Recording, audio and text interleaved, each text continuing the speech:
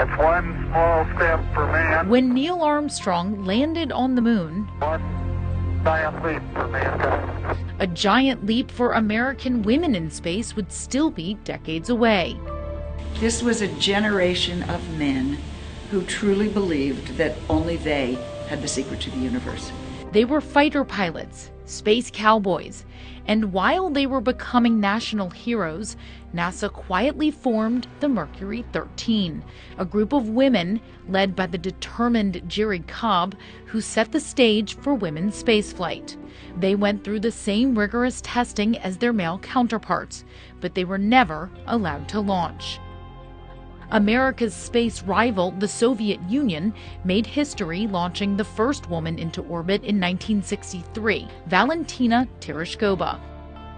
It would take 20 years for the United States to catch up, with trailblazer Sally K. Ride serving on board a Challenger flight in 1983. And liftoff. Sally understood how important this was, and she also understood in 1981 that she was only there because of the feminist movement that had gone before.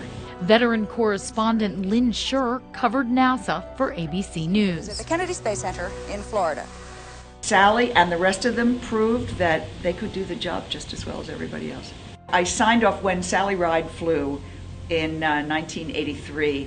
I signed off one of my pieces by saying NASA, which is entering into the 21st century in terms of technology, has, in terms of human rights, finally entered the 20th. Though many women would go into space following Sally Ride's launch, none of them would ever fly the shuttle. Until 1995, when NASA chose Air Force pilot Eileen Collins. I had been in the first class of women in Air Force pilot training at my base, so I had a little experience with this first woman stuff. Some of the original Mercury 13 were at the launch, cheering her on. I know that what that means is more people will be watching you to see if you're going to do all right. There's a very small number of people that may want you to fail, but it's very small. Most people want to see you succeed.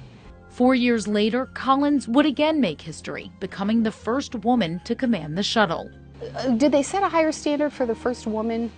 You know, I don't know, but I would think logically maybe they did. Following the Columbia tragedy, NASA once again turned to Collins. In 2005, she would command the shuttle's return to space.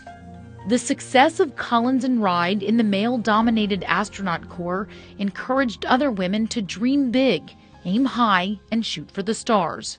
I tell young people, find out what you love and go in that direction. Astronaut Katie Coleman, a former crew member of Collins, has logged more than 500 hours in orbit. When there is someone like me who's a woman in space, I think it speaks to many young girls, and they just think, well, if she can do that, I can do that. Without even thinking about it, it sends that message to them. Female astronauts have also shared in NASA's tragedies. Liftoff of the 25th Space Shuttle mission, and it has cleared the tower. The Challenger disaster in 1986 killed all 7 on board, including astronaut Judith Resnick and the first teacher in space, Krista McAuliffe. All of a sudden, women died as easily as they flew. The fact that women gave their lives as readily as men totally wiped out any possibility of a barrier being there ever again.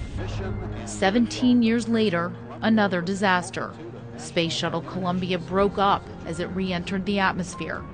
7 more astronauts lost their lives, among them Kalpana Chawla and Laurel Clark.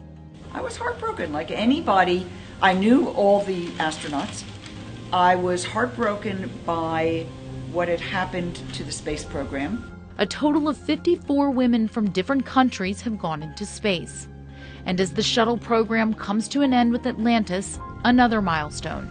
The last woman to fly on the orbiter is Sandra Magnus. I think it's the wrong milestone to look at, because we're going to continue to fly men and women of all nationalities in space, not only on the space station, but whatever comes beyond. Man or woman, astronauts share the thrill of scientific achievement, pushing back the boundaries of human frontiers.